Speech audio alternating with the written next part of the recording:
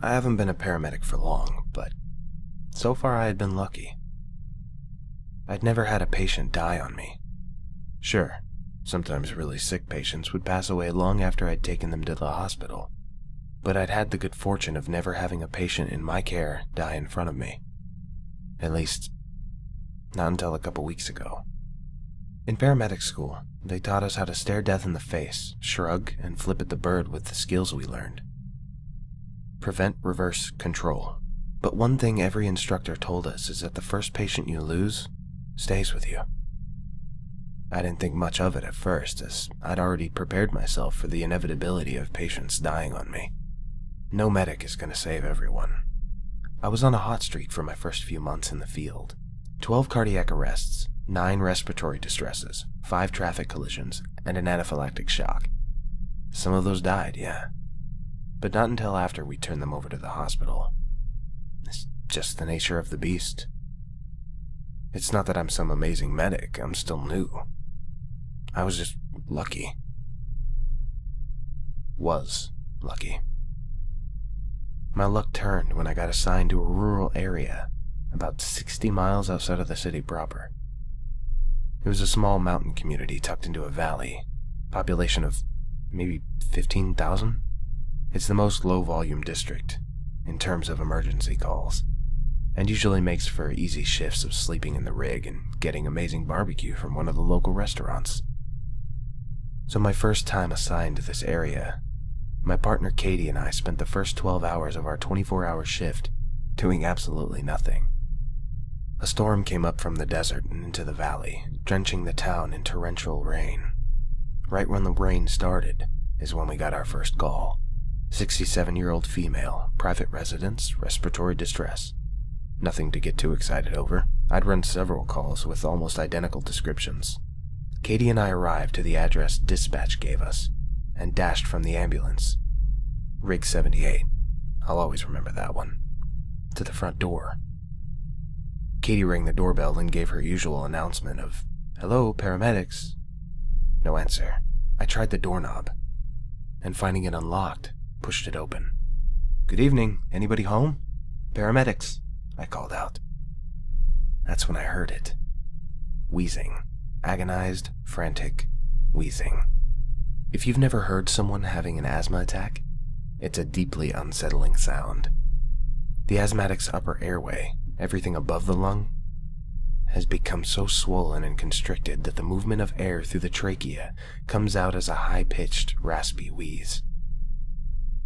Couple this with a panicked patient trying desperately to breathe through an airway the diameter of a coffee straw, and you've got a pretty serious medical emergency.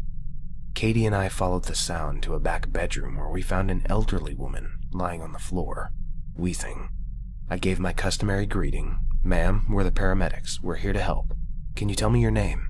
while I unzipped my equipment bag.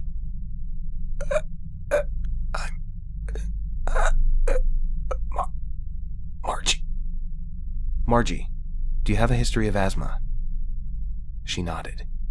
I immediately prepared a breathing treatment of albuterol, the same medication that asthmatics use in their inhalers. I gave it to Margie to inhale while Katie put on her oxygen mask. Still wheezing. Faster. More terrified. "Margie, does that medication feel like it's helping your airway open up?" She shook her head. More wheezing. More high-pitched this time, and quieter. Her airway was closing fast. "Katie, lie her down. I'm gonna have to intubate." Margie's eyes went wide as she continued to wheeze, futilely trying to suck air into her lungs through a rapidly narrowing airway. Intubation is not a gentle procedure, especially on a patient who is still conscious and aware of what you're about to do. I tilted her head back and slid a curved metal blade with a light at the end of it past her tongue and into her throat until I could see her vocal cords. The goal is to be able to push a plastic tube between the vocal cords and into the lungs, which gives us an open airway to help the patient breathe. I peered into her vocal cords and nothing. All I could see was a mass of swollen tissue. There was no way I could get that tube in. "Katie, tube is a no-go.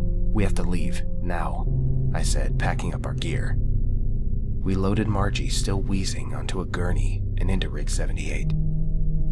I stayed in the back with Margie while Katie drove us balls out, lights and sirens blaring, to the hospital in the monsoon-worthy rain. Still wheezing, Margie was turning blue. Her airway had completely constricted, and she was now dying. God damn it! I put her on a cardiac monitor and checked her heart rhythm. Her heart was essentially quivering. Left untreated, she could die within minutes. The cardiac monitor's automated voice intoned, "Defibrillation ready.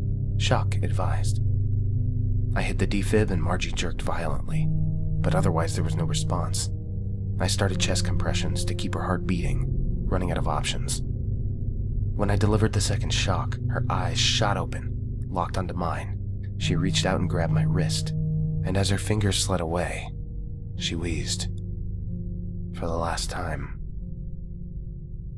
When I restarted compressions, Margie's heart stopped completely. She died before we were even a quarter of the way to the hospital. I took it in stride, though, knowing eventually my number had to come up. "You can't save them all," Katie told me. I knew it then, and I know it now, but it still didn't make it any easier. I finally understood what the instructors meant by, "The first patient you lose stays with you." I find myself constantly thinking back to that whole call, wondering if there was anything I could have done differently to save Margie. Then it started happening. Little things at first. A few days after Margie died in my care, Katie and I were at the station getting Rig 78 ready to take out to the same district for our shift. I opened the doors of the ambulance, and sitting right there on the bench was the cardiac monitor. The screen flashed once, flickering on and off, and then went blank. As soon as I climbed into the rig, the automated voice said, "Shock advised." Rig 78 was specifically Katie's and my rig. No one else uses it, and I distinctly remember putting the monitor away when we ended our shift that day. I chalked it up to one of the other medics at the station playing a prank on us, and we got underway. Since our shift started at noon, we spent the good part of the evening sleeping in the rig while posted just off the freeway. I'd been dozing a couple hours when Katie nudged me awake. "Hey, do you smell that?" "Smell what?" I asked, annoyed at having been woken up. "Smells like albuterol. Did you open some before we left the station?" I most certainly hadn't. I went to the back of the rig, and sitting on the bench seat was an open vial of albuterol. I wasn't sure what to think. I had personally cleaned the back of the rig before we left the station, and I definitely would have noticed an open medication vial. About a week after that, we took Rig 78 out again to the same post. It was around midnight when Katie woke me up by grabbing my wrist. "What the hell do you want? I'm trying to sleep." Katie didn't respond. I rubbed the sleep out of my eyes, and there she was, fast asleep in the passenger seat. I nudged her awake. "Hey," I said, feeling a knot forming in my stomach. "Did you just grab my wrist?" "What? No, I was sleeping." She promptly fell back asleep. It took me a while, but eventually I did the same thing. Until, once again, my sleep was interrupted, this time by Katie's snoring. "Hey," I said, nudging her awake again. "You snore like a fucking banshee. Quiet." Katie grunted and nestled back into the seat, sighing softly. But as she did, I heard it again. It wasn't snoring. It was wheezing. And it was coming from the back of the rig. I didn't sleep much after that.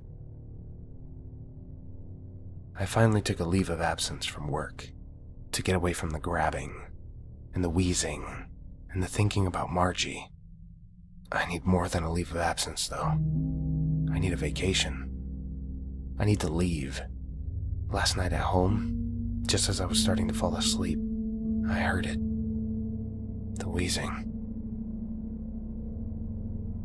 The first patient you lose always stays with you.